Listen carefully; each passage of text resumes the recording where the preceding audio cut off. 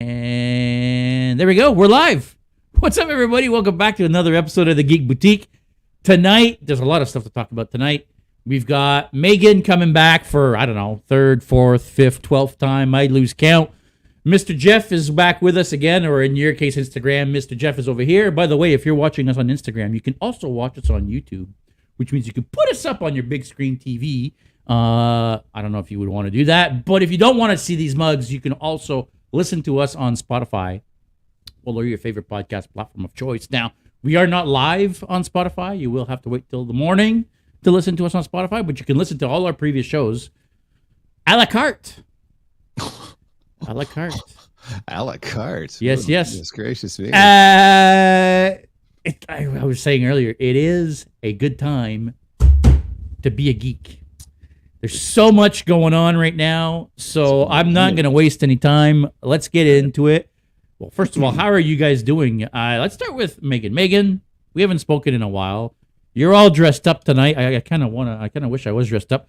Although I did bring, I've got a couple of little things that I want to be showing off. Yes, please. So we're going to talk about some of this stuff in a little bit. But Megan, what's going on with you? So I have been up to a lot of markets, a lot of sewing, and a lot of geek media.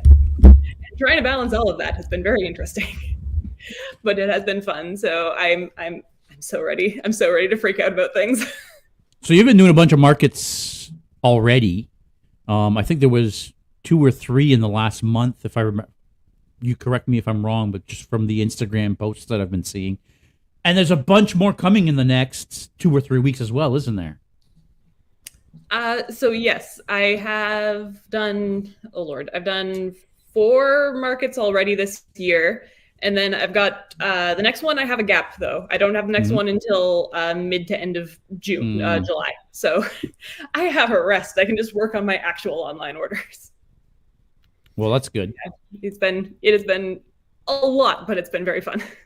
Now, are you, do you have any time to prepare for Fan Expo at this point? I got a little bit of time.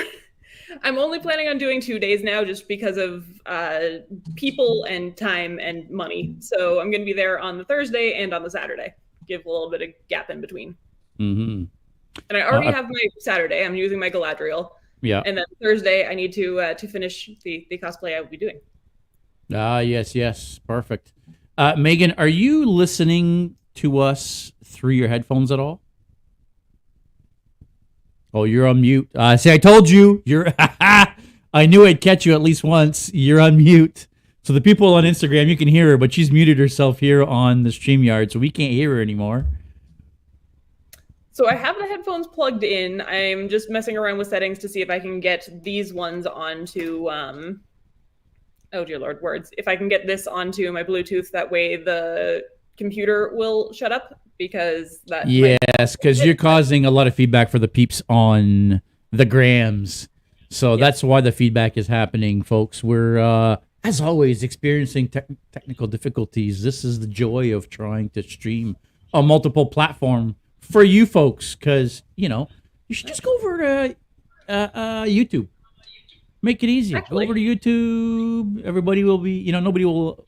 Wait, no, now the echo's real bad on our side now. It is? Oh, yeah. Okay. I turned off the one for mute. What if I do that? I don't know. No, I can still hear us. Yeah. So again, we'll just do the same thing before, Megan. We'll just mute you. Yeah, we'll just mute you, and then when you need to talk, we'll then take it off mute. There you go. But you do need to hook up some headphones into your computer, though, so that the folks on Instagram can hear us. Because that feedback's not going to work. But if you hook up your head... Wayne is saying, hey, you guys, I decided to 1 IG page today. How are you guys doing? Wayne, I'm disappointed. We require your 2-page visit. We need that artificial lift in our viewing. So get over on to Body Heroes too, buddy. I don't want any excuses. I want results. Megan, I was just asking, do you have any time at all to prepare for Fan Expo? Do you have anything going on? I know you're part of I think you're part of Lindsay's well, there's a bunch of people, I guess, doing the Lord of the Rings group. Are you not, or am I mistaken? So I'm going to be Lord of the Ringsing on the Saturday. I'm going to be wearing Yeah. my Galadriel. Yeah. It sounds like some people are going in and out for like photos and that. So I will hang out with the group at certain points, and then I will wander at other points because it's an entire day, and just standing in one spot at the bottom of the escalators would get boring. Jeff, been having a rough time this week. I was actually doing pretty good, and then today's been a setback. So, yeah. But I finally heard from my doctor, and so we're progressing, moving forward now with a plan and such. So we'll see what happens. But yeah, today's been a rough day, but got some Gatorade, I've got some medication, got a puffer. We're gonna get through it, guys. Because I mean, it's just what's just happened yesterday is just too big not to sit here and talk about. So there's no way I was gonna miss this episode. So hello there. So many good things to talk about. Like JS is saying, like we could spend the next 3 hours talking about Star Trek: Strange New Worlds and The Boys and Stranger Things, and the Lord of the Rings series is coming out. They've released some stills from the orcs, and they look Umbrella so cool. Academy season 3 is out. Umbrella Academy season 3. Yeah. So it's a really, like JS said, it's a really, really good time to be a geek. But having said all that, spoilers. I mentioned it in the story. I mentioned it at the top of the Instagram live, and I'm going to mention it to everybody now as well that's watching. We are talking about stuff that happened yesterday on Obi-Wan Kenobi, the series or season finale, depending on who you believe, and we'll talk about that too. So if you do not want yesterday's episode of Obi-Wan Kenobi spoiled for you, shuffle off this mortal coil and tune in. Well, we'll talk about Obi-Wan towards the end. We'll let people know when we're getting, into spoiler territory, but for sure, we are going to be talking spoilers. I mean, we have to. Because we wait till next week, we'll forget about it, and then we won't talk about it. So, strike while the iron's hot. Yes, sir. Sure. Yes, sir. We need to talk about it. Fan Expo. I'm in crunch. I mean, I'm starting crunch mode because I just finally ordered all my costume parts for my Doc Ock. I'm just finally now putting a plan together. I've started building prototypes and stuff for my arms, or for the tentacles. But that doesn't leave me a whole lot of time, so I'm at it now. I'm going to be at it hard for the next little while. What are you doing again, costume-wise, and do you have to put anything together, or are you just basically packing and going? So Megan and I are doing Corbin Dallas and Lilu from That's right. Fifth Element. That's on Thursday. Right. Friday is still kind of up in the air right now. Michael and I are talking about teaming up for some Star Wars with our friend Pippa, and maybe doing a little 3-way photo shoot at that point. Saturday, is Boromir. So I do have the wig for Boromir is on its way to Erica right now. I had it shipped directly to her, and she's going to be styling it. Our friend Erica Adam, that has been on the podcast a couple of times. She is a wig magician, so I've got a wig coming her way, and she's going to help me out with that. And then Sunday, the saga of Batman is still a bit of an issue. So I ordered a custom Batman Battinson from Etsy in February. It has still not arrived. It was shipped on May 16th, and it shows it leaving Germany, and then there's no further updates at that point. So I got in touch with the seller on Etsy, and if there's an update by the weekend, he's going to register it as lost, and then at that point, he said, you will either get your product or you'll get your money back. So, yeah, either way, if that's the case, then I'll just go on to a site like Sim Cosplay or whatever that actually does a fairly decent Battinson, and I'll grab that, and then I'll just have to do some modifications for Fan Expo for Sunday. So that's myself and our friend Victoria, the dork side. We're going to be doing Battinson and Catwoman. So I heard Catwoman's pretty good. She was she wore her Catwoman at Comic-Con. If you didn't see her, it was pretty good. Yeah, for sure. Wayne says, just keeping you on your toes, Omni Jeff. Thanks, Wayne. Good to see you. We've had a bunch of people join since then. Wayne, does anyone know where I can get an Afro wig? I want to do a Felix Magical cosplay from Encanto, says Wayne. And he says, I want to be Encanto group cosplay. So if anybody knows where to get a good Afro wig, maybe chime in the channel there, or if either one of you, that's way beyond my boundary. What about you, Megan? That's probably more in your Wheelhouse, what do you think? Take yourself off mute. I'm trying to think. I know. I'm trying to think what would work well for it. My go-to normally is wig is fashion if I want like a really specific type of wig, but I don't know if they have anything that would be that curly. Normally their curls are more just like styled like curler curls. That's fair. Oh, and there's Tanith. Hello, Tanith. Liam Cumming is saying, are you at Fan Expo this year, Megan? So yes, she is, as a matter of fact. Yes, I will be. I'm going to be there on the Thursday and on the Saturday. So giving myself a break in between because I'm doing the drive each day this time, and I don't feel like going back and forth for 4 days in a row with the price that gas is with Toronto now. Yeah, I mean, you might as well just stay in Toronto. But that, you know, if you're going to be driving back and forth 4 days, yeah, you might as well just stay in Toronto. It makes no sense. Gas is just crazy. Guys, have you seen the Lord of the Rings pictures that came out this week showing off the new orcs? I'm really hoping it's shut some people up. Yeah, like, what the hell, man? Those orcs look fucking dope. And those pictures look dope. I was like, oh my God, like, this is like full-blown big. I mean, obviously it's big budget production. We already knew it was big budget production, but this is legit. Yeah, this looks legit. Yeah. They're not messing around. I guess it's 90 to 95% practical, and then they're going to use some CGI just to enhance like the eye color and the teeth and such. But everything else is going to be all practical effects. And it looks really, really good. So yeah, I don't know what team they have working on this, but man, oh man, is it ridiculous. I'm looking by your reaction, Megan. I'm assuming you haven't seen the pictures. I have not seen it yet. I'm really tempted to open up another tab and just like quickly Google it. That way I can experience this. You should, because I was surprised. I was half expecting, and that's my own fault. I was half expecting when I opened the pictures that they were going to be completely out to left field. But no, man, I was very, very happy with what I saw. Very, very happy. Orcs look like orcs. That's orcs for sure, look like orcs. Yeah. Correct me if I'm wrong, but we're not going to see Urukais because the Urukais were created in the time of the movies. Right. They were created at that point. There were no Urukais before that, correct? Yeah, I'm no crazy Mike cosplay as far as the lore stuff goes, but I do know this happens thousands of years before the timeline where we see in the movies, and you clearly see Saruman creating the Urukai in the movies. So in the movies, yeah. So I don't know how well that translates from the book, but I would guess that we'll just get orcs. I imagine we'll probably get some goblins and other wee beasties, but but we're not going to get the Urukais, which is fine. So yeah,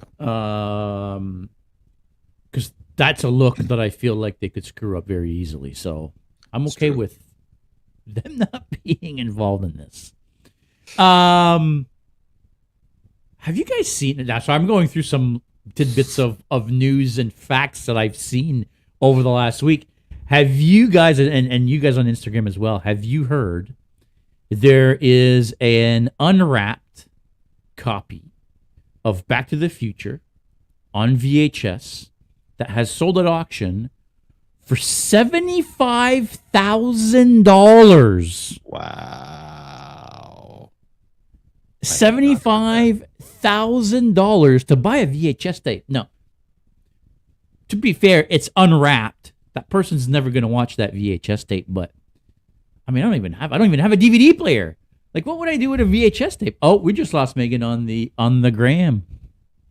We did lose Megan on the gram. You guys haven't heard about this? I have not. I'm not going to lie to you. That's the first time I'm hearing of this. So this is apparently the highest price ever paid at auction for a VHS tape. Yeah, no shit. Like 75. Like, who the fuck spends $75,000 on a VHS tape? If you guys have $75,000 to spend on a VHS tape, I've got a copy of The Abyss that you will want. Did you see what Jennifer said though in the chat? It was owned and signed by Biff. Well, that makes a whole lot of sense. There is another element there. You good, Megan? Okay. I think I figured out how to mute my phone so I won't echo. Ah, perfect. Oh. Ah, look at that. Hey. I don't know what you did, but you got to let us in on it so we can let everybody else know so that I in the will future. send the YouTube video. Yes. 15 seconds is very helpful. Yes, definitely. Hell yeah. YouTube. Is there anything they can't do? Nerds. Yeah, probably. Collectibles are weird, man. Every single collectible that's ever been sold always comes down. They're like, how much is it worth? It's worth exactly as much as someone's willing to pay for it. And someone was willing to pay $75,000 $75,000 for a wrapped tape that was owned by Biff. Signed a by that VHS tape that you're never gonna watch. No. Nope, sure But not. I feel like if you're the kind of person that can drop $75,000 on that, $75,000 probably doesn't mean a whole lot to you. So, Well, it's a VHS tape, so $75,000 can't mean that much. that's what I'm saying. So, like, it's a cool nostalgia thing. Like, if you have people over, you can be like, "This is an original wrapped." But I mean, and it's graded and everything. You know how they grade comic books and they put a sticker on it that says it's this great. It's graded and everything. Wow. Yeah. That's one way to go. Yep. That's something. Kareem Dreams, how you doing, Kareem? Good to see you, buddy. So I'm not gonna segue. I'm just gonna dive right in. I'm assuming you all know that Indiana Jones 5 is not only filming, but I think they're almost done, or they may have even wrapped. Wow, already? I think they may have wrapped. I could be wrong. Just started. No, didn't they start like 2 months ago or 3 months ago? I remember they released a still, like one single still of him on set dressed in. Well, how long ago was that? I don't know, man. I guess. Well, okay. Well, either way, if they haven't wrapped, they're filming now. So there is an Indiana Jones 5 coming. Yes. Now there's a website on the interweebs called geekculture.co, and I mean, some of their articles, I'm not gonna lie, are quite funny because it's like, okay, thanks, Captain Obvious, but this one is really good because this one says, and hold on to your indie hats, folks, Indiana Jones 5 is everything fans want, says producer. Now, I think I've heard that many times now, including from Ryan Johnson. And we all know how that turned out. Producers are going to say producer things, so... Well, exactly. So Harrison Ford is reprising his role as Indiana Jones for a fifth and final film. Producer Frank Marshall thinks fans are going to love it. Love it, he says. It's a great story, it's a great character, and I think you're going to be very happy with this movie, Marshall told A-Frame. It's everything I think everybody wants out of an Indiana Jones movie. Now, to be fair, I mean, what else can a producer say about a movie that he's producing, right? He's not going to say, this movie's fucking shit, you know? He's not going to be like, well, it's a good money grab, but you guys will go and see it because it's Indiana Jones. I just think it's funny that somebody would write an article on this quote, built around this whole quote. It's fair. Kareem is saying, wishing Harrison Ford a healthy shoot. Yes, I would agree. He seems to hurt himself on almost every shoot now. He broke his foot on... Oh, he did. The Force Awakens and then whatever that last one was. So Victoria says, get a load of that stash. Thank you. And Loki Quinn said, you mean the rat? She does mean the rat. Strokes handsomely. Yes. I'll call pest control. You go ahead. It's not going anywhere. You're not. You can feed it some cheese if you want to do that. Here's the thing, though, with the latest Indiana Jones movie, especially Indiana Jones 5. Two things. One, it's clearly going to be the last one. Yeah. Right? Like Harrison Ford's like 137 years old. Was the last one? Yeah, but I mean, he's literally in his 80s. Like there's just no way. There's only so many stunts the man can do. It can only be better than Kingdom of the Crystal Skull. Even if it's not good, it has to be better than that because that was so goddamn bad. Like if the whole thing is just a fan servicey apologetic note for Kingdom of the Crystal Skull, if it's just like I would be fine with that. I'm absolutely fine I would be fine with that. Yep. I have just bring out the corpse of Sean Connery and let's do it all up. Bring in Karen Allen. Give me all the cameos, all the cool shit. Leave Shia LaBeouf out of it. Fine. I don't know. We'll see. I'm not gonna rule it out right off the bat. Just Oh, seeing probably Lucasfilm's track record these last 10 years. Producers saying producer thing though. That's pretty funny. Producers saying producer things. Yeah. Lucasfilm producers saying Lucasfilm producer things. So Corpse. not the corpse. Yeah. The Shannon Reason. Connery. Yeah. There you go. That'd be it. Yeah. Perfect. You know what? I'm sure they can get a stand-in and do some. I wonder what short round is up to. Yeah. I'd be down for that. I'd be down for some short round for sure. Dr. Jones. I mean, no, you're fine. Yeah, you're totally fine. Hey, Jeff, I must ask you a question, but I'm shaving it for later. Hardy har har. Attendance is on fire tonight. Soak it in. I'm wearing a mask to Forest City Comic Con, so I don't have to shave it. So this is slowly becoming the Jeff Roasting Hour, or weekly Jeff Roasting Hour. Bring it. My mustache will repel any of the insults that are coming my way. So As it should. All right. Listen, we got to talk about it. Guys, I am working on some Star Trek Strange New Worlds. I want to call them badges, insignias. I keep wanting to call them com badges, but they're not com badges in Strange New Worlds. They're just insignias. I actually did a funny little trickery thing where I actually split them in two to make them easier to sand. Of course. And then I just easier to sand and paint, and then boom, once they're sanded and painted, of course, plop them together. There's no magnets in here right now. I have my magnets. I realize I'm out of super glue, but there's a backing plate that's going to have magnets, and there's the badge with magnets, and they're going to magnetize together on your fancy shirt. I just modeled all 4 badges, so I've got the command badge right here. I have now done the engineering badge, the medical badge, and the science badge. If anybody is interested, I'm going to be making a short run. Let me know which badge you're interested in, and I will add it to the run. I'm going to be selling these for $25 plus tax. These are all 3D printed and then all finished by hand. The chrome is it's not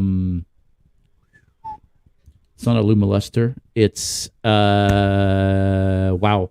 Very expensive little model paint. I know exactly which one you're talking about. I forget what it's called now.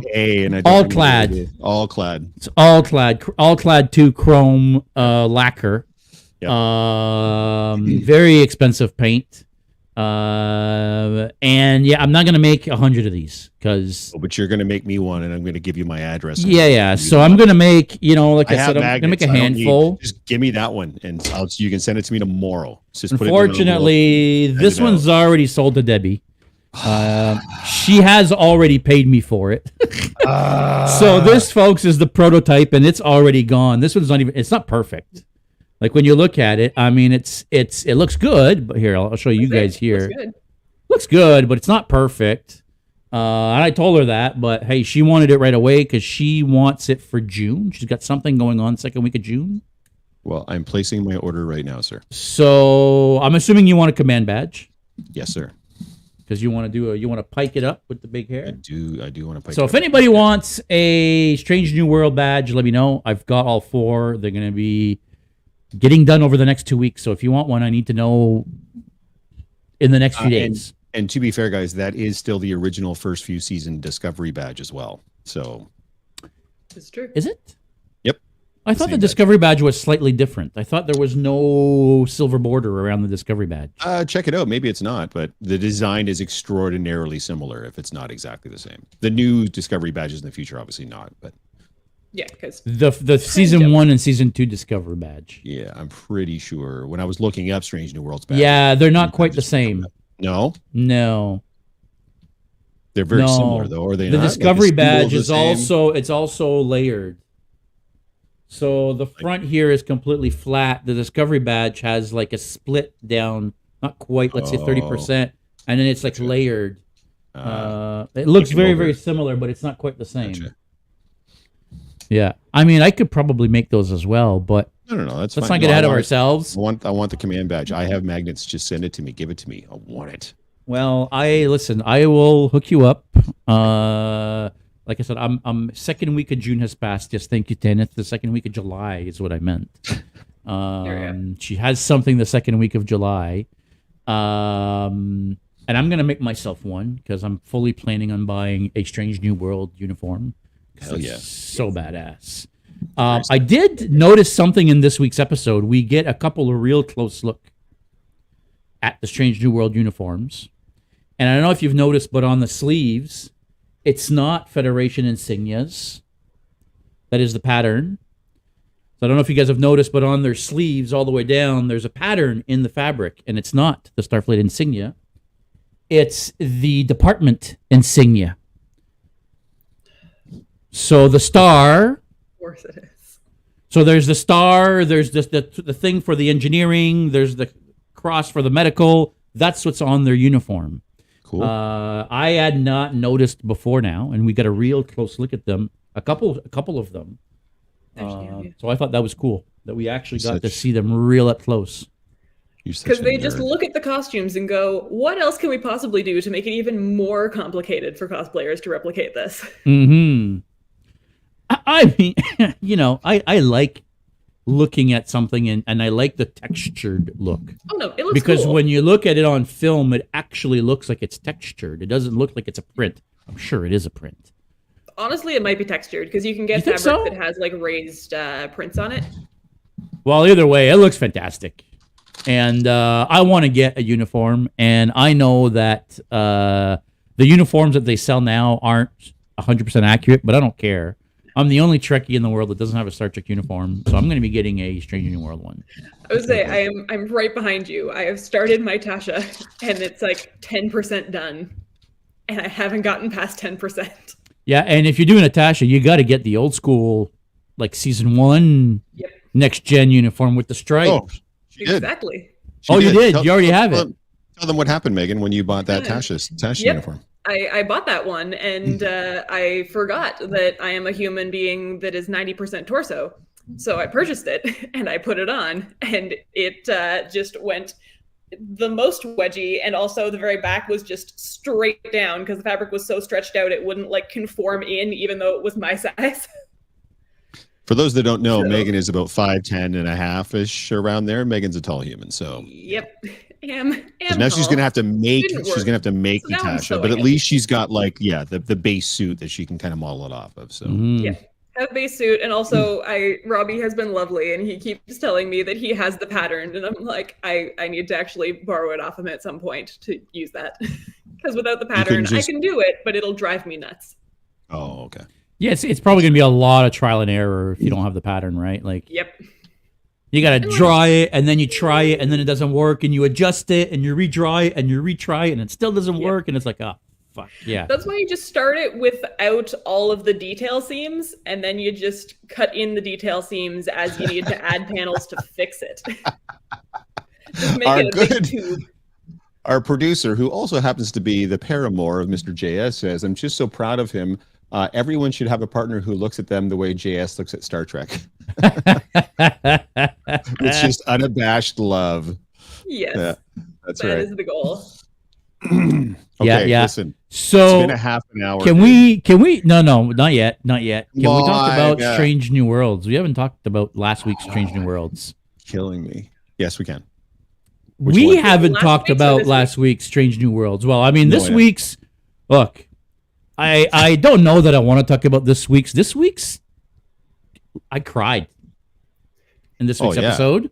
I didn't like this week's episode. It made me cry. It made me angry. It brought a lot of emotions that, it was a fucked up episode emotionally for me. Yeah, it was a fucked up emotional episode for me. And last week. Okay. There was a big reveal at the end of last week's episode. Yes. Now, you guys cheated on me a little bit because they started talking about it in our group chat before I saw the episode. So I kind of saw it coming. And the minute the show starts and you see T'Pring and the whole prisoners and rehabilitating people that, deny the Vulcan way, right away I thought, oh, Cybok. But because they had, because these guys, without saying it, were talking about the reveal at the end, and blah, blah, blah. So I was looking for what that reveal was going to be, and I called it right at the beginning of the show. But still, Are we actually going to get a Cyborg storyline? I mean, we kind of have to. There's no way they would introduce him like this without giving us, first of all, a new Cyborg, a new actor as Cyborg, and a Cyborg ongoing storyline. It's going to be like the new lore thing. You know how you had lore in Next Gen? Is Cyborg going to be Spock's lore? What do you think, Megan? Because that was one thing. I'm just going to another thing. Jeff told me to go back and watch the 5th movie to have context for this. I'm like, but this happens before the 5th movie. It does. So maybe I'll just watch this first without the context so I don't know what's coming. So I just watched it without watching the movie, and I'm like, ooh, this is fun. Yeah, fair enough. But so you have no idea who Cyborg is then? No, I don't have. I have the context of the episode. I mean, like, I know in general context from like things that are on the internet and having seen other movies, but okay, so really you know he's Spock's brother. Else. Well, he says that in the episode. Oh, does he? He does. He does say he is the firstborn son of. Oh, okay. Yep. His half brother. See, it's been a week. See, when we don't talk about it right away, I forget. You know. Hello there, please. I cried in Obi-Wan. Guys, I'm trying to get him onto Obi-Wan. He's still stuck on Star Trek. We'll get there. All right. Fine. Obi-Wan Kenobi. Yes. There's a lot to unpack in Obi-Wan's finale. Because I thought it was great. At the same time, there's a part that I thought sucked. I have notes. I never have notes, and I have notes. Perfect. Okay, so do you want to start going down your notes, or do you want us to give our quick thoughts, and then you can lead us down your notes? Whatever you want, guys. Megan, how about you start? Give us your thoughts. So yeah, okay. You guys get in first. I'm just like, I'm so ready. I watched the episode, and literally as soon as I finished, I messaged Jeff and was like, if you guys are talking about Obi-Wan this week, I want to be on. I want to talk about how awesome this was. Because that was just my immediate gut reaction. And I have a feeling that, like, I don't know if people aren't going to agree with me for what not my favorite part, but what like a big part of why I liked it. And I absolutely loved the finishing storyline for the third sister. I love the storyline they took her on. I love the parallels that she ended up being like better than how Anakin turned out. She was faced with the same decision and she rose above it and let go of the rage and the bitterness and chose to be good. I'm just like, this is yes. Give me personal character development. What about you, JS? That was great. Oh my, and just the lighting, Continue with your thoughts. The lighting in the fight scene was everything. Yeah, I love how the lightsaber fights now. All of it. It was so good. I have no complaints of that entire episode. I am in 100%. So good. I love that the lightsaber fights are now filmed with practical lightsabers. Yeah. It completely changes the look of a lightsaber fight. I mean, it's amazing. I friggin' love it. I mean, we got two incredible lightsaber fights in this, and they were both wicked. I loved. I'm gonna go through a couple of the points off the top of my head of things that I loved. The third sister's closing act was not one of them. I was actually quite mad. That's the one thing that pissed me off. I felt like they wrecked her character. It was a complete letdown for her character. Her whole point of, but why? Because she actually, even though she was trying to kill Vader, she still went to the dark side. She still killed a bunch of people and kids, and she killed a Jedi in episode 1. You know, she's supposed to be a villain. This could have been a real opportunity for Lucasfilm to actually give us a new villain to build stories around other than Vader. And they fucked that up by, oh, I couldn't do it. Oh, boo-hoo-hoo, now I'm good. Like, are you fucking serious? Like, for once, we have a proper good villain in Star Wars that we can build whole story arcs around, and I don't know. That's how I felt about that. But they have other ones still that they've like fleshed out other characters within like that come from Clone Wars or Rebels or that. Like they have the Inquisitor and they have the dude with the flat hat, and I don't remember either of their names, but that's the fifth brother. Yeah. Yes, him. Like they have the other fifth brother characters that they've fleshed out. So they have other ways that they can go with that. They can continue into that. I like the parallels and the fact that it showed a redemption arc instead of someone just completely succumbing into it. Yeah. When faced with the same, when faced with being the villain that she was scared of in childhood, she chose to be better than that. Yeah. This redemption arc goes with the theory that I've been talking about for a couple of weeks now, and me and Jeff actually have been talking about. And I want to let everybody in on this, how every single episode of Obi-Wan Kenobi mirrored episode 1 through 6 of the Skywalker trilogy, or Skywalker saga. I will get into this later. I will lay out all the parallels. Well, not all of them. I'm sure there are many more. But I will lay out the parallels that I have found in episode 1 through 6 of Obi-Wan Kenobi and, well, episode 1 through 6 of Star Wars. I loved how a lot of the issues that people have had with the original dialogue between Darth Vader and Obi-Wan Kenobi being that Obi-Wan calls Vader Darth, because Darth is not his name, it's his title, right? And in this episode at the end, he basically tells him, well, then my friend really is dead. And then he says, goodbye, Darth. Goodbye, Darth. And I was like, there we go. They completely brought it full circle now for me. And the quote, you didn't kill Anakin Skywalker. I did. Yep. And you almost felt his intensity change, even though you only see his eye. You can see it go back to the crazy eyes. Oh my God, that gave me fucking chills. You could see him grin. Yeah, I killed him. Grin. Yeah. Yep. Yeah, it was. Listen, that whole it was so good. Obi-Wan Kenobi could have been a 2-hour movie built around this one fight, and I would have been okay with it. We didn't need 6 episodes. To be honest, it could have been one episode, a 1-hour episode built around this fight, and I would have been happy with it. Because this fight was amazing when Obi-Wan raises out of the hole, and he just friggin' lifts all those rocks and fires them at Vader. Listen, there's so much in that fight that was amazing that I don't know where to even go with it. Yeah, it was so good. It was really, really, really good. Bail Organa apparently is an idiot. I guess he's the only person in the Galactic Empire that doesn't know you don't leave secret information on somebody's fucking voicemail. Like, really? I don't even know it was that secret to be. I mean, not that it was not secret, but it didn't really say a whole lot. Just said the other child's on Tatooine. Well, you're right, really but a lot of, still, you don't say anything, right? No. I agree with you. It was even weirder that she was able to piece it together with nothing. I don't know that she was. I don't know that she necessarily was. I don't know that she even knew that was Anakin's son. I don't know that she knew that. She knew that the child was important to Obi-Wan, and she knew she wanted to take her frustrations out in some way on a young child. I don't know that she fully knew who he was. Yeah, maybe. Right? But regardless, I feel like that finale was an allegory, for me anyway, an allegory for the current era of Star Wars.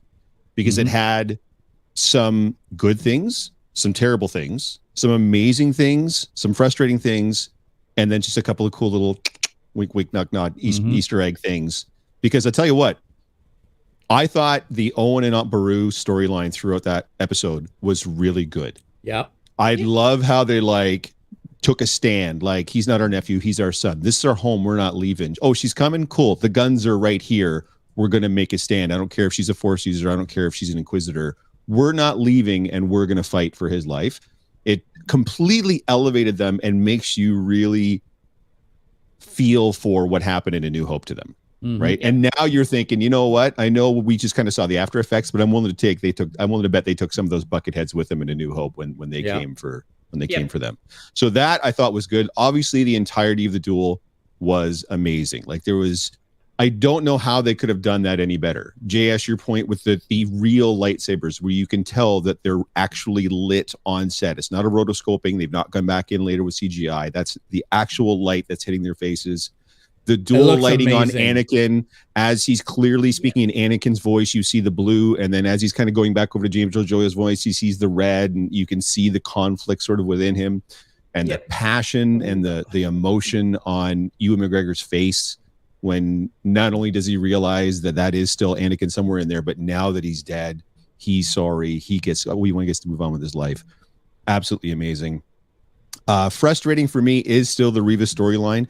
I like the Reva storyline, but I almost would have preferred it if they had given that entire story arc with the Grand Inquisitors just its own show. Just have it be its own thing. It almost should have been. I feel like the story itself was cool, but it doesn't really connect with the Obi-Wan Anakin arc. Like it's almost like they just are running two completely separate arcs that just happen to kind of they cross over at a few points, so they're like, let's just put it in one. Even the crossover doesn't feel very genuine. I feel like they're two good complete stories that should have been just two complete separate stories. Kind of like what you're saying, JS. Like it would have made a really great 2.5 hour movie of just the arc of Obi-Wan rescues Leia, all that jazz. If they had taken Reva out of it and given her own show to do her own thing with the Grand Inquisitors and her fight against Darth and everything else, I think that would have been a pimp ass show. It just didn't connect well in this show. So that was I found that kind of frustrating. Maybe. But I'll tell you what. By the way, the hello there, fantastic. Qui-Gon at the end, come on, man. Like, well, we knew he was going to show up. We knew he was going to show up. I'll take all the fan service you want to give me, man. I'm an absolute idiot nerd for fan service. But all of that pales comparison to how fucking mad I was with the Star Destroyer chasing the freighter at the beginning of the movie, at the beginning of the show. That was done so badly. Yeah. I don't remember the last time I've been that mad, other than the last time I remember being that mad at something where the logic gaps were so many and so stupid was when at the beginning of The Last Jedi, when they have bombers in space and bombs are dropping out through gravity in space where there's no gravity, but not even the logic gaps. Like I've seen people saying like, well, where were the TIE fighters? Why didn't they just release the TIE fighters? You're absolutely right. No TIE fighter. Even a throwaway line be like, the TIE bay is broken. We didn't have time to put TIE fighters in whatever. And people saying like, why turn the whole capital ship over to the shuttle? And then Vader just gets in his own shuttle anyway. Why didn't Vader just get into his shuttle? No. At 3 minutes, at the 3-minute mark, the Star Destroyer is peppering the shit out of that freighter with turbo laser fire. 20 seconds later, Vader says, increase firepower, and they turn it up to 11. 8 minutes later, they're still going. Obi-Wan gets on the shuttle and finally gets off that ship. And the whole time they're on the freighter, like it's rocking every now and then, but everybody's like laissez-faire, like the dude crossing their finger. Obi-Wan and the dude have like this quiet conversation, and there's a Star Destroyer right there hammering them with turbo laser shots for 8 minutes, and nothing happens. I'm like, it took me out so hard. I was so mad. I'm like, why didn't you just edit it so that Obi-Wan has all this conversation for 5 minutes with Leia? He says he's going to leave. Like, the Star Destroyer's not there yet. Just have him have all of this conversation, talk about the motivator being broken, then have the Star Destroyer come in and start hitting him with shots, and then he fucks off. Then it all makes perfect sense. And then Vader gets in the shuttle, it goes. But no, you just have an Imperial-class Star Destroyer hitting this geek-ass freighter for 8 minutes, and nothing happened. There's not even a scratch on the damn ship. I was like, okay, I'm just mad. I'm just so mad. Everybody's like, TIE fighters. I don't even care about the TIE fighters. I didn't even care about it. I'm like, this freighter's a Star Destroyer. This freighter has the best rear deflector shields of any ship in any science fiction anywhere ever. I was so upset. That's all the energy I have to use today. Send out those plans. Be like, everywhere needs these. These shields, sell them. They're great. So that's what I'm saying. Like, that final episode was like an allegory for me for the entirety of the Disney era of Star Wars. Some things amazing, some things good, some fan servicey stuff, some things frustrating, and some things that are just bad. But just lazy writing. Michael makes a good point there too. At least the music was good. Did you finally feel JS? Yeah, but it wasn't till the end of the fucking show that we finally get the Imperial March, and it's like, come on. After Vader gets tressed down by Papa Palpatine there, and we finally get the whole Imperial March. Yeah, I saw some theories online as to why they did that and such, but I mean, yeah, I understand your frustrations. I agree with you on this. Yeah, the music took me out of the show. There's a couple sequences in the show, not necessarily in the final episode, because the final episode was just so over the top that you don't really have time to even think about the music. But in some of the episodes, it's like, dude, how the fuck are you fighting Vader in the Imperial? Like, how does Vader even just walk on set? and it's not the Imperial March playing. That blows my mind. But anyway, I digress. Tanith, Loki Quinn cosplay, says, I think she didn't know it was his son because she said something to Owen about how he protects him like he's their own. And Owen says he is. Maybe. Even if she did, I just feel like they did a really shit job of trying to connect the dots. A little bit of exposition in that entirety of that would have served them well. Yeah, potentially. And honestly, it might have gotten cut. Yeah, possibly. Yeah, the only thing good about that whole twist of the third sister going to Tatooine and finding Owen and going to the farm was for that sequence where she got there in a hurry, by the way. And she got there fast. For somebody that took 2 lightsaber friggin', you know. She got there really fast. That is I don't know, but like, how did she leave? She got there fast. I don't know how she left. I don't know how she got there so fast. I don't know how she survives a stab from Vader's lightsaber, not once but twice. Poor Qui-Gon. That's like Force Ghost. Look at all these guys getting stabbed in the stomach. He's like, dude, I get stabbed in the stomach once and I'm dead. And this weird dude with the friggin' stereo headset is built into his head. He gets stabbed in the stomach. He's fine. She gets stabbed twice. She's fine. I get stabbed one time. And I die in like 14 seconds, long enough for Obi-Wan to tell Obi-Wan to train Darth Vader to be anyways. Yeah. I'm winded. I'm winded. You guys talk for a while. I can't. I'm all done. Jennifer said 100% bang on, pun intended. I think that was to your the ship being peppered comment. Loki Quinn says, I loved Owen saying that. Yeah, for sure. Jennifer, again, the cinematography, lighting, I just lost it. In the show is bar none the best in the franchise. It is for sure. The lighting was great. I loved the switch between the blue and the red during the conversation. Yeah, I did hear some people. Did you have anybody complaining about how dark it was though? Because I had a few different people saying they could barely see what was going on, especially on Tatooine, because it was like in a desert at night, and other than the lightsabers where it was hitting them. Okay, honestly, ours wasn't too bad. No, I saw a few people posting it, and then I saw a few people talking about it online. I mean, the lightsaber choreography wasn't the best.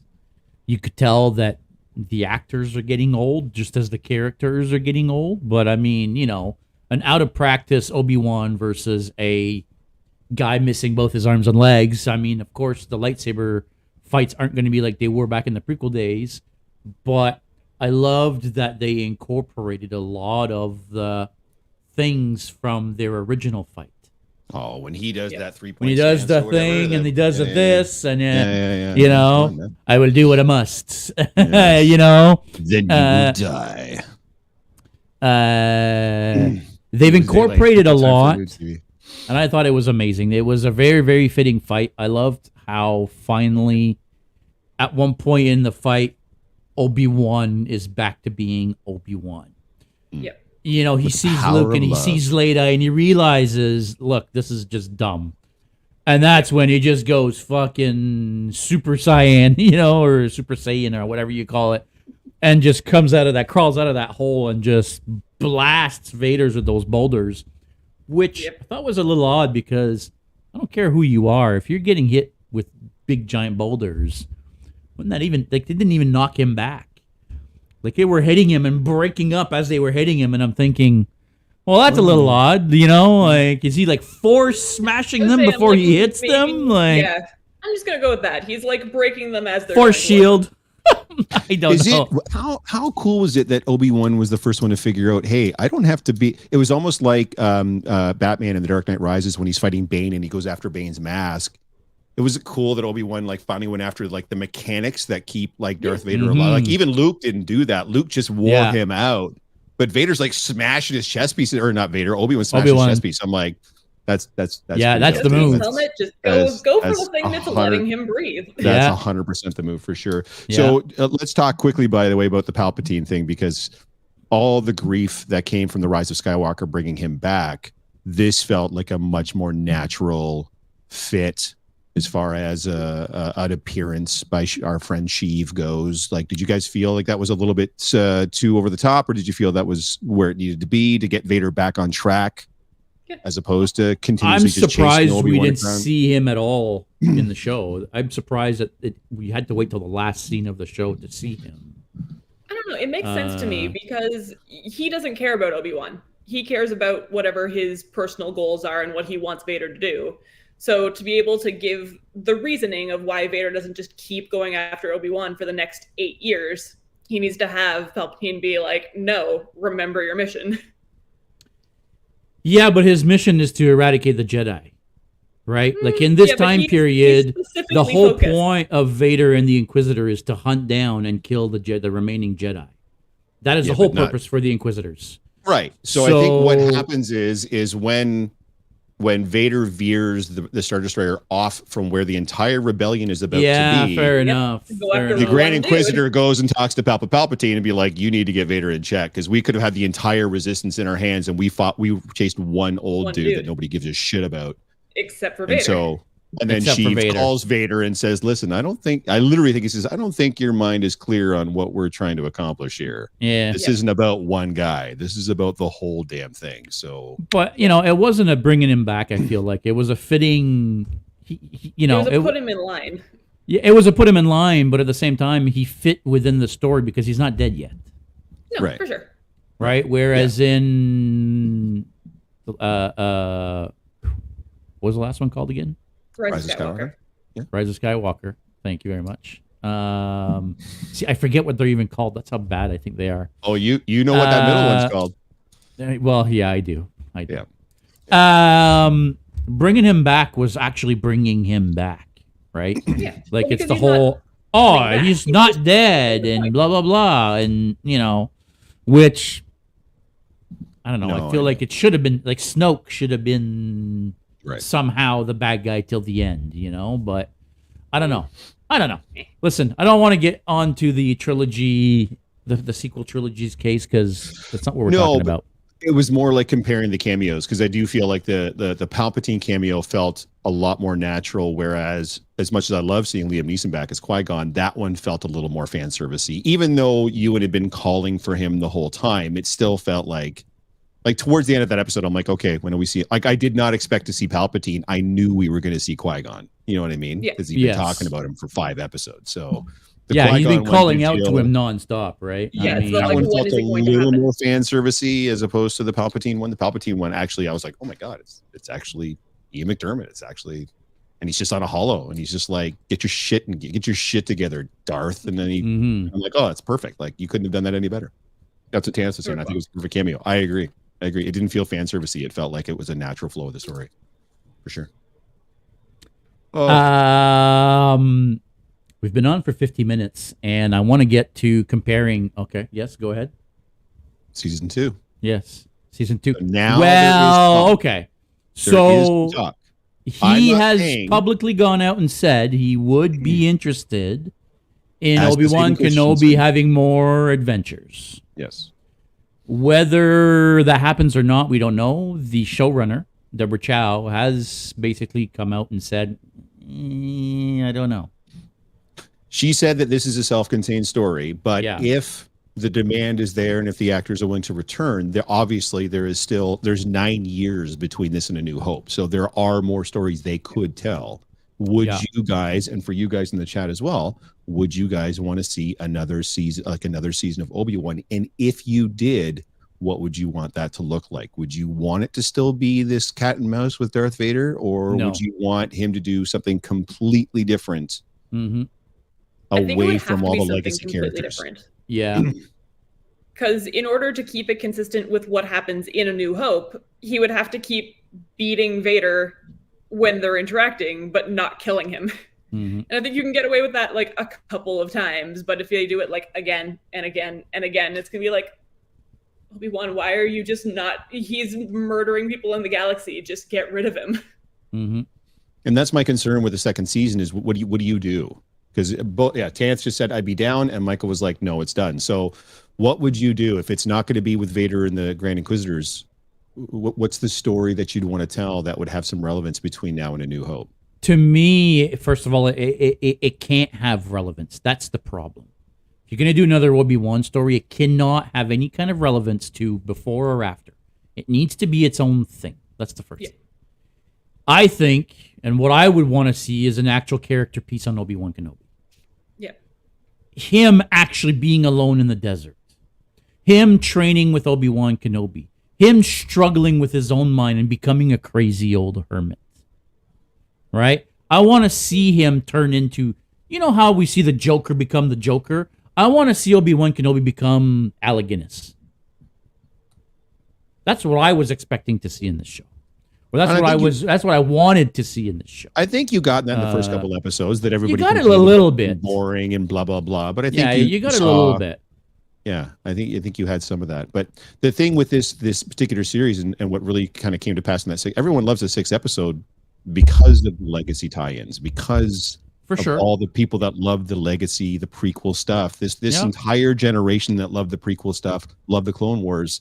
This was their swan song. This was their the ultimate. Yeah. So if you do a season 2 where you get rid of all that, is it going to have the same impact as this season did if you don't have all of those bridges to connect or that foundation to build on? I feel like that's why Deborah Chow is so hesitant about saying, "Oh yeah, sure, we'll do a season 2," because what direction do you take? I love my boy Obi-Wan. I love Ewan McGregor. I don't think they should do any more of this. I don't think so either. I think that this should be it. This should have been a movie to me. It was good. Yeah, this should have been a movie. Yeah, they don't need any more. Saying, I don't need more seasons if they didn't initially plan for it versus forcing it along for the sake of the machine. Yeah. Loki Quinn, I agree with Megan, though. It can't be a Vader story. I think you can do a Vader story as a Vader show, which we initially thought this might be, but don't involve Obi-Wan. Again. I do think, though, that a Vader show would make more sense. And Fatty and my buddy Stu says, can't make those weirdos be right. Yeah, I mean, it was popular, and I'm sure it made beaucoup dollars for Disney, and I'm sure the viewership kept getting better and better and up as it went. But you have so many stories to tell with so many different characters. Yeah, I say if you want to stay in that timeline, maybe do a feature film. Right? Yeah. I think if you want to keep doing shows in this timeline that you don't do in Obi-Wan season 2 is Vader. Right. See, I don't know where they would go with Vader, though, because to have like a storyline for a show run, you need some sort of like a character development or a change. And he's already Vader, how we know him in A New Hope now. And he needs to still stay that way at the end to end up still being the villain. So there's not going to be any. So I disagree with that a little bit. I disagree with that a little bit. I don't think we've ever seen Vader as savage and as aggressive and as ruthless as he is now. Like, they've shown us on screen him breaking a kid's neck. They've shown him on screen grab a woman with the Force and drag her through mud. You know, like he's been. I don't know that they've ever portrayed Vader like this, and I love it. I want more of it. I don't know, Jeff, you hate it because in your mind it diminishes his turn at the end, but I love this. Honestly, he doesn't even turn at the end of Jedi. All he does at the end of Jedi is save his son and kill the Emperor. He doesn't do anything. Everything that happens on the Death Star, by the way, in Return of the Jedi has no impact on the rest of the story. They still blow up the Death Star. They don't need anything that's happening with Luke, Vader, and the Emperor to happen. No. It has no impact on what physically happens there. However, saying that, we still have 9 years before A New Hope. And it's in A New Hope that Tarkin says that the Emperor has dissolved the Senate and is now a true galactic empire. Mm-hmm. So the only type of Vader show I would want to see is him still kind of, the character development, I think, would be him still bucking against Palps, right? Like, he's still seeing Palpatine as his master, but you can tell there's still that splinter of hatred, that splinter of distrust, that splinter of whatever. But watching him slowly start to build the galactic empire on the backs of dead Jedi and subjugated systems, I think that could be a cool show that you could make. And watching him having some level of internal conflict and maybe replaying some of the stuff with Obi-Wan in his head, or replaying some of the stuff when he was Anakin in his head, to try to give you like some sort of glimmer of hope of what we eventually see in return when Luke finally gets him to, I guess, quote unquote, turn. He doesn't really, but regardless. You know what I mean? He does enough to end up as a Force ghost. Which is, I don't even want to talk about it. He killed a room full of kids and he gets a forward. You know, if you've seen Star Wars Theory's Vader fan film, I think you can clearly see that there's a way to make a Vader story interesting. Yeah. From his internal struggle and his want to kill Palpatine to his chase of another Jedi, potentially Mace Windu. You know what I mean? Like, there's other Jedi that Vader could go after, right? There's been rumors for years that Mace Windu's not dead, right? Well, rumors. Just an arm? Just an arm. It's just an arm. That's fine. It's just an arm. Right? Who in Star Wars have not lost an arm, right? Everybody in Star Wars has lost an arm. Yeah. Anakin lost like 3 of them. Come on, man. That's fine. 4. Well, I think Anakin's lost all 4 limbs. Well, now he has, but I think the initial fight, he lost the legs and one arm, but he still had his other arm, right? No, he had already lost his first arm to Dooku. Oh. Yeah. So he lost his first arm to Dooku, and then he loses his other arm and his legs to Obi-Wan. Tell us how you feel, Jeff. I will, Stu. I will. A Salacious P. Crumb story. Yep. Hey, okay, guys. We got to veer off a little bit here because we've been on for an hour, and I want you guys to listen to this. You guys know how much I love to theorize on this damn show. Oh, shit. So the theory that I've been submitting to Jeff over the last couple of weeks is that when they built the script and the story for Obi-Wan Kenobi, every single episode of that script or of that show was to mirror an episode in the Skywalker saga. So 6 episodes, episode 1 through 6. In episode 1 of Obi-Wan Kenobi, we actually get reintroduced to who Obi-Wan Kenobi is at this point.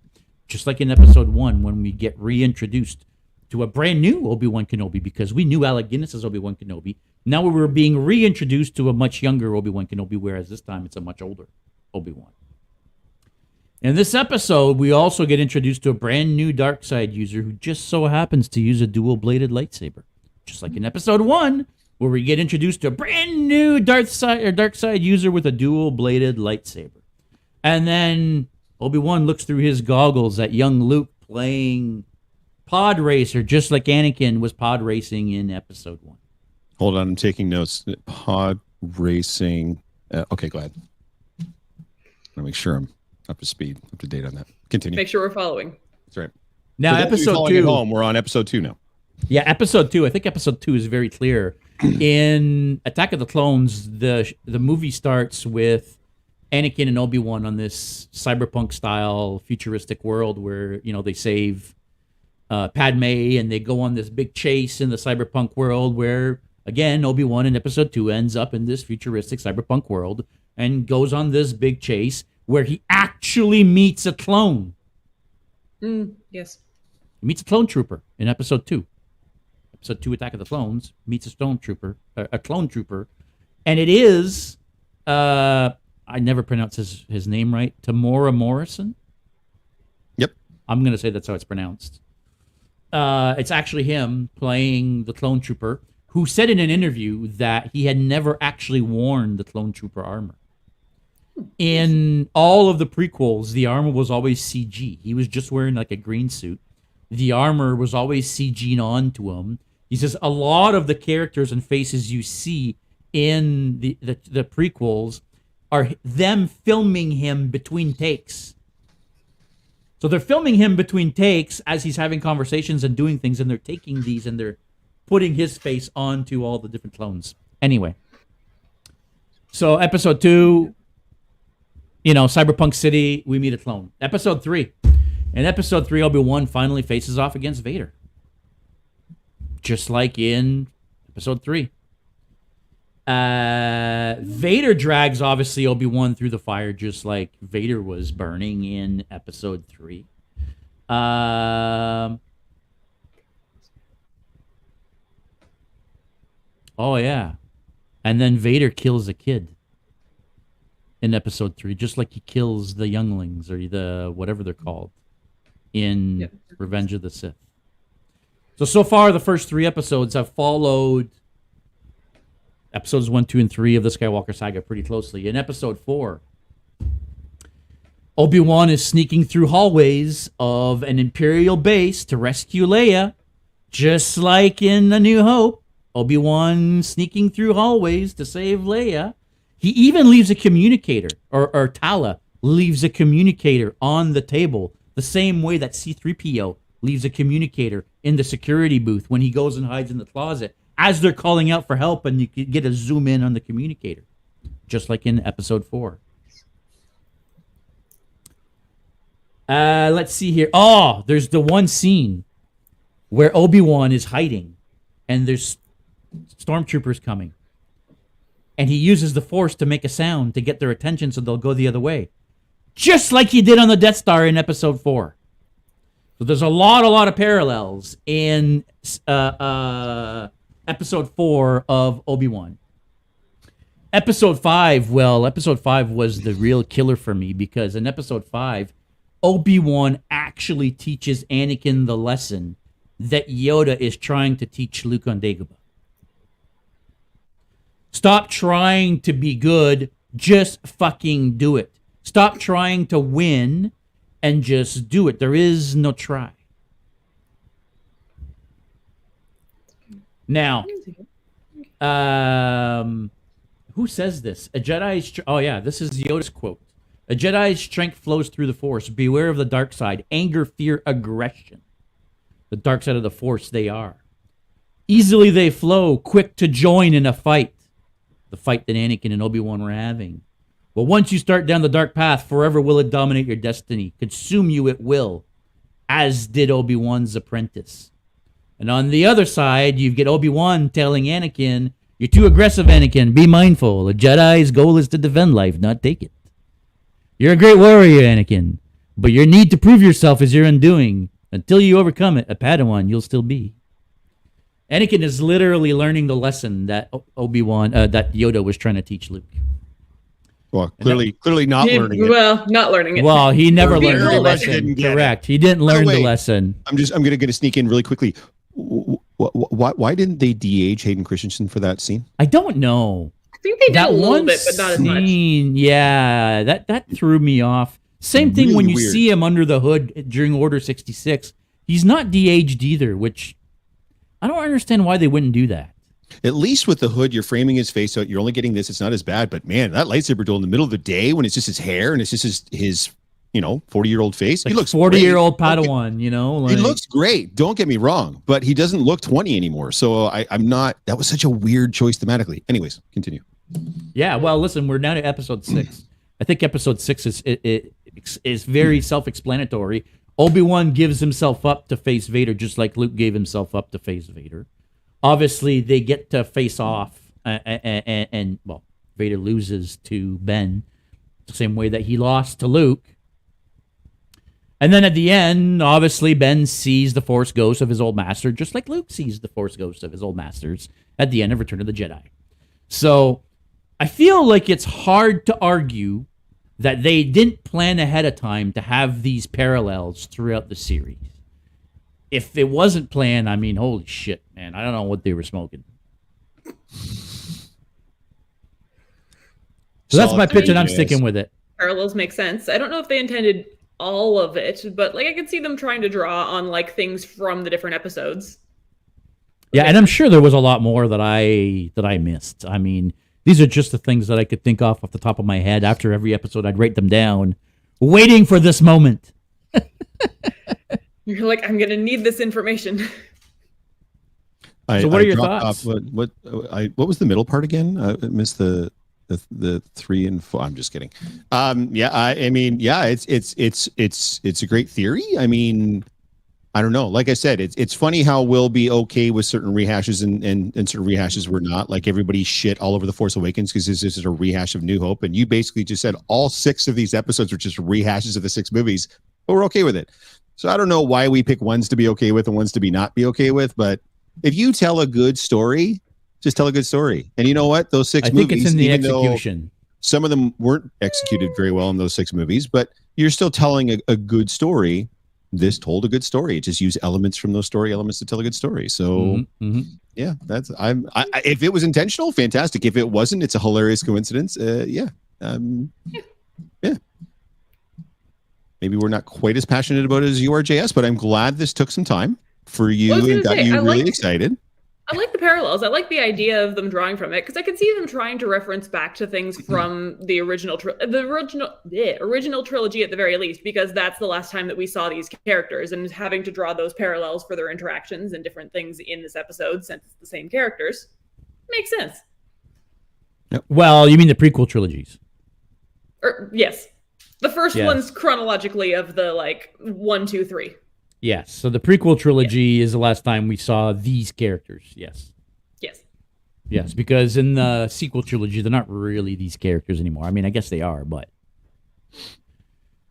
it's Alec Guinness Obi-Wan. It's not. I think it has legs. There you go. Jordan's on board.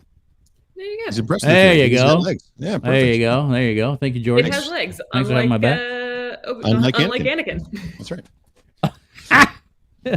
Yes. No legs on that guy. Yeah, that's what do you call a dog with no name? You don't. He's not coming anyway. Didn't I make you a lot shorter? You shared that meme. Was it today or yesterday? Oh, I don't know when it was, but it's. I actually busted out laughing wherever I was. I laughed out loud for real when I saw that. Yep. Now again, yes. And by the way, see, this is the difference too between complete and utter fan service. So Obi-Wan walking up to Luke and pausing and getting that shit-eating grin and saying, hello there, I think works. During the duel, when Vader collapsed the ground and Obi's in the bottom of the pit and Vader's up on top and he just looks down at him, he can make a high ground reference there, but he doesn't. And I think it's a wise choice that he didn't. I'm willing to bet you those writers sat in that script room. Every single one of us thought it. Put it away and crossed it out and put it in and crossed it out. They probably had meetings for days to figure out, do we actually do this? Does he make some cheeky remark about the high ground? Because it's not in character for him to do that. It absolutely is not in character for him to do that.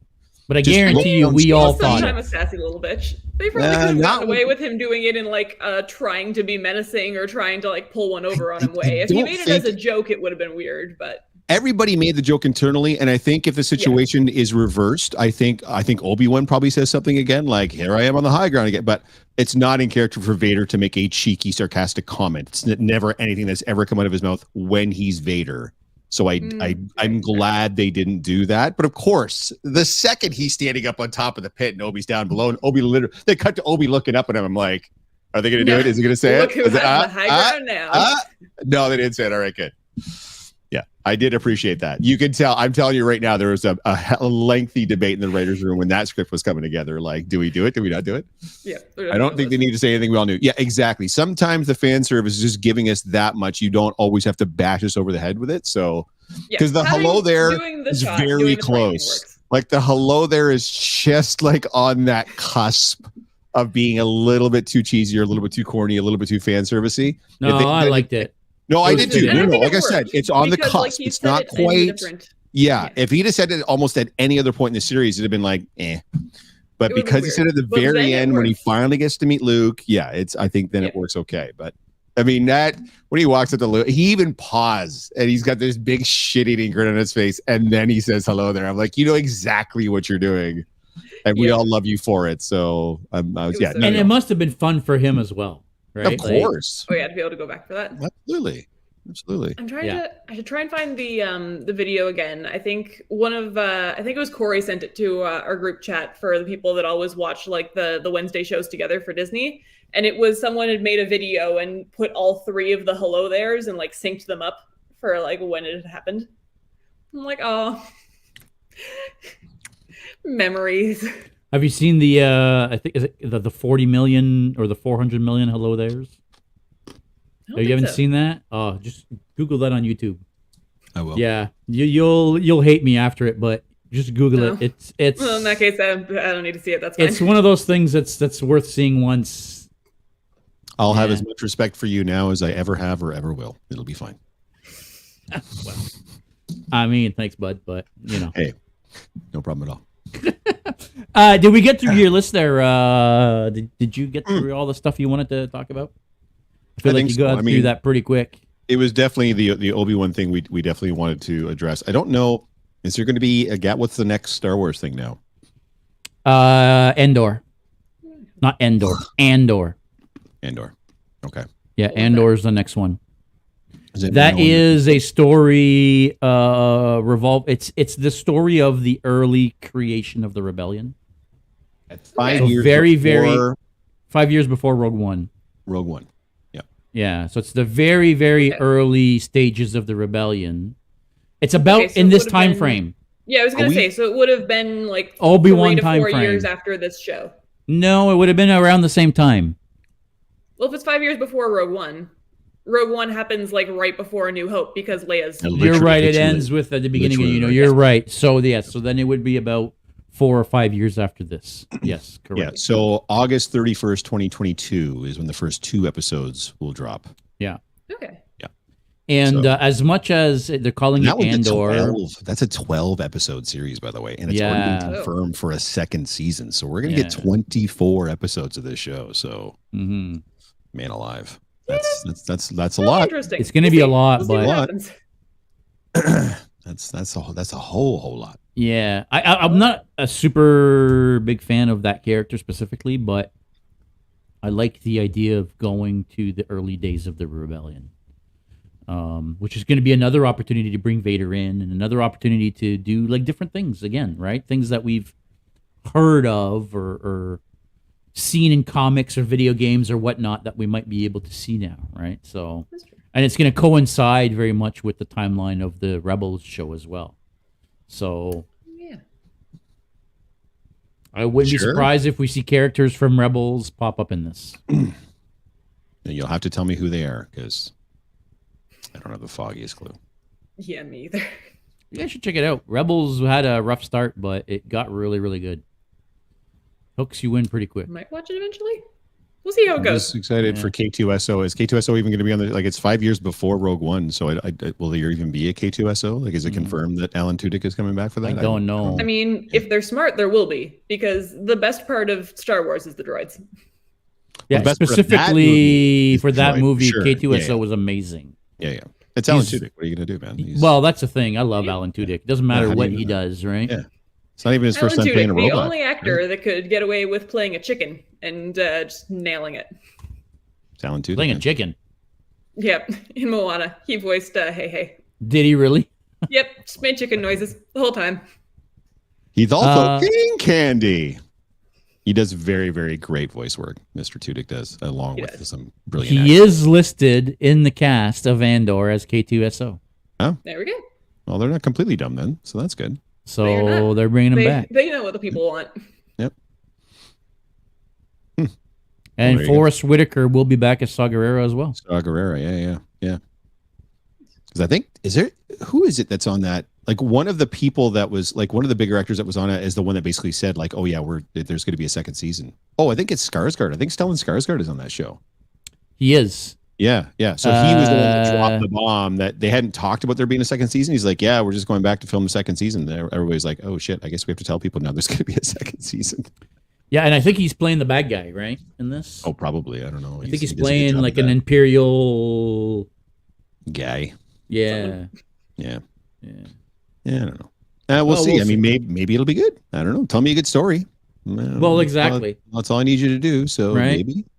Like, I didn't really get attached to any of the characters from Rogue One because, I mean, how can you? Yeah. But I still love the movie. I still think it was a great movie. So we'll see. Which Skarsgård? The father. Stellan Skarsgård. So from Thor. Skellen. From Thor, he was Stellan Baron Skarsgård in Dune. He was the new Baron. What about Ms. Marvel? I've not watched any of it. I don't really think it's in my demographic. So yeah, I have not watched Ms. Marvel. I was iffy on the first episode, but it's gotten. I am happy. Excellent. Yeah, I haven't seen it at all. Haven't really heard of any comments about it. You're kind of the first person that actually has said anything about it that I know. I don't really know anybody that you gotta watches get on it. that. You have a geek podcast. Why do you not know the newest Marvel show? Get with it, guys. I don't know. One with a teenage girl on it. That's clearly not meant for our demographic. Yeah, that's probably why. I watch shows about middle-aged men. You guys can deal with it. No, it's. I keep hearing it's iCarly, and if Marvel did, it's iCarly with a budget. Like, it's that kind of look and feel. Like, if iCarly and Scott Pilgrim vs. the World had a baby, it would be the Ms. Marvel show kind of thing. So I have not seen either of those things, so I Well, can't. Yeah, I tell don't know you what that iCarly is. is, but iCarly's. I've got teenage girls, so iCarly was a Disney, one of those Disney shows. Oh, no, Like I know before there was a what Disney- it is. I know what you're I've talking never- about. Yeah. Yeah. Yeah, I've never seen the show, but I know what you're talking about. On what show? The background art. Scott is Pilgrim awesome. versus the World, though, I enjoyed that movie. I thought that was a great video game, great way to make a video game based movie. I've seen that comparison a lot from Ms. Marvel, so I guess they're doing a lot of newer dynamic things with the backgrounds and the settings Yeah, and such. the art so. that they have, I saw one Yeah. of the comments, like the art in the background is absolutely amazing. I love how they do it with like adding in context or with text messages and with the opening and closing credits. Like, it's good. Yeah, I mean, I'll get to it at one point. The problem is there's so much to watch now. So many things to watch. There's so many things to do. There's, conventions coming you have up. one less show now. There's Obi-Wan is over. Well, You have Obi-Wan a thing is to fill over. your You're Wednesday right. slot. You're right. Although I will add it to the list of shows that I still haven't watched, including Stranger Things. What was the other show too that I just added to my must-watch list? The Boys. I haven't watched The Boys yet. Yeah, get Oh, your ass on The Boys. I'm trying to work my way through season 2 right now, and it's a lot. And I hear that season 3 is even more. So I don't know how well that's going to go for me. Yeah, Sure I think is. that show's just going to keep getting Crazier More. and crazier. It's just gonna always be crazier more. and crazier until it's Until It's just Amazon bonkers. says, yeah, you're not allowed to film that. yeah, exactly. Yeah. So far, Umbrella clearly- Academy, yeah. Umbrella Academy came out this week. That's another show I want to watch. I got to be honest. Great. I don't know. I got maybe 2/3 or 3/4 of the way through the first season, and I was not driving. I just gave up on it. Especially Really? when I realized about halfway through what was actually happening with Elliot Page's character. Like once you kind of realize what's going on, and I was like, oh, clearly she does have powers. They've just been suppressed, and it's going to be a thing. And then Yeah, but there's a twist. Well, I'm See, sure that's there the thing. is. There's a twist. I just wasn't enjoying it. I was watching it for the sake Fair of enough. being able to keep up with conversations about Fair it. enough. And then a lot of people weren't talking about it, and I was like, all right, I don't have to. Yeah, I don't worry about I really enjoyed it. it. Oh, that's good. Because, and my understanding is that every year of the comic book, it's the same thing. The problem they're facing, they cause. They are always the one that causes the issue that they're trying to fix. And by fixing it, they get into trouble again, and they've caused something else that they try to fix. Right. And it's that never endless loop of we keep saving the world because we keep fucking it up. Right. That's the Umbrella Academy. Kind of like real life. Really. Kind of like your life, yeah. Yeah. Yeah. We've Just like my bank done account. most of these things to ourselves, guys. Just like my bank account. We Hey, fixed listen. the world, so now we need to fix it. Exactly. Hey, we've been on for an hour and 20 minutes. Oh. We need to get going and let these folks get to bed. Jeff, are you working tomorrow, by the way? I You're know. not, I'm because off you're for still 3 off. weeks. Yeah. You're still off. That's right. Yes, So sir. you're off tomorrow. Yes. Are you working at all? Well, Megan is worked. She works for I would herself. say So I make my own hours, though. I can go Well, on that's all whenever right. I want. It's fine. Well, all right. Well, listen. do you Thanks for joining. work tomorrow, JS? I do not. You're off tomorrow. No. Yeah. It is Friday Nice. for me, folks. So Nice. I do not work tomorrow. Woo-hoo. I get a long weekend this weekend and next weekend. Ooh. Hey, there you go. You go. This next weekend is Canada Day. So you know, Canada Day weekend. Yeah, of course. Oh, yeah. That's right. Yeah, nice. Yeah. Time Right, flies. it's almost July. Yeah, sure is. Yeah. Time flies. All right, Jess, you want to sign us out of here or what? Yeah, I'm trying to read some of the comments here. I'm not. I maybe because I wasn't following. Don't really understand what's being said here. 7 computer bugs, patch 7. Now we have 9 bugs. Okay, I don't know. Sam is I don't know. Is Sam having a brain aneurysm or something? You might be having a stroke. You might be having a stroke. Mike Sure. Mike is off next week. Thank the maker. Oh, lucky. They're going to actually let you have that week off, even. Huh. He thought they were going to take the holiday away from him because they're so backed up where he works. But apparently, yeah, maybe he is getting it off. If you are, sir, well done. I expect Sam is- many a drunken text from you, sir. Sam is saying the comment was about the bug comment was about the boys. Well, I Causing haven't their own seen it problems. yet, so. Yeah. Yes, Apparently. yes. Oh, good. Well, good, Michael. That's awesome. Hey, listen, to everybody that stuck with us, I mean, I don't know what you're still doing here because we're a bunch of freaks just rambling on. But thanks for sticking with us. It's always great to have you guys along. For everybody that's watching on YouTube, or even if you're listening to this on Spotify. Gotta get that plug in. Thanks for watching. If you're on YouTube, make sure you like and subscribe below. It really helps us out. You have no idea how important it is that you guys interact with the channel, like the videos, subscribe. It costs nothing, and it really helps us. Any last words? Anything you guys want to pitch before we log off? Megan, tell people where they can find your stuff and what they can get from you and what you've got coming up vendor-wise. Okay, so I've got a couple of markets coming up. I'm going to be at Guelph Pirate Fest July 30th, 31st, and then August 1st, the civic holiday weekend, whatever the Saturday, Sunday, and Monday is. Let me make sure on the, 30th, 31st, and then August 1st. Mm-hmm. So if you're in Guelph and want to do a medieval/pirate thing, check that out, because that's always fun. And then after that, I'm going to be doing, or actually before that, the week before that is going to be the Fergus Medieval Festival. That is July 23rd. Mm-hmm. And then later in the year, there's Oxford and the Royal Medieval Fair, but that's not till September. I'll probably be on here talking about something before then. So, but tell people where they can find your stuff online and how they can get in touch with you to buy stuff. Yep. So online website is valkyriecustomwear.ca. And if you follow me on Instagram or Facebook, you can message me about anything that you would like made custom, because I do that. Send me photos and I will send you things. In exchange for money. It works really well. Yeah. Exchange money for goods and or services. That's correct. Even if you're not interested in buying anything, still go and check out her website. Yeah. Stuff that she makes is incredible. Pretty darn dope. Oh, yeah. Oh, yep. Yeah. I have some Jeff? myself. On Saturday, so 2 days from today, is Forest City Comic Con here in London, Ontario. So I will be there for the day. I've been asked to come in and participate as a guest judge. So I'm going to be working with Ray Gray Cosplay and the Swedish Chef. And the three of us are going to be... I don't know how we're going to collaborate because I don't speak Swedish Chef. So I'm not really sure how that's going to work. But we'll figure some weird thing that we can try to... Because once he puts the hat on, by the way... He's a Swedish Chef. He's in character. He will not talk to you. So good. He has to take the hat off before he'll talk to you in a regular voice and not just be. So I don't know how that's going to work, but Saturday, that's going to be that. And then Sunday, I've got like a little minor appearance somewhere, and then into July, I do have some things going on, but I don't have my calendar in front of me. But yeah, the big thing would be Forest City Comic Con for sure on June 25th. So if you're going to be in the London area, come on out for that. It should be a good time. It's at Centennial Hall downtown, and that's it, man. What about you, JS? Awesome. Nothing. Yeah, good. That's the way. Summertime. Yeah. Summertime. No, my next big thing is Fan Expo. I'm not really doing anything till then. I'm going to be busy working on my cosplay, my Doc Ock cosplay. I've got a plan. Plans are good. Okay, so Tell us there's a plan. I've got most of a plan.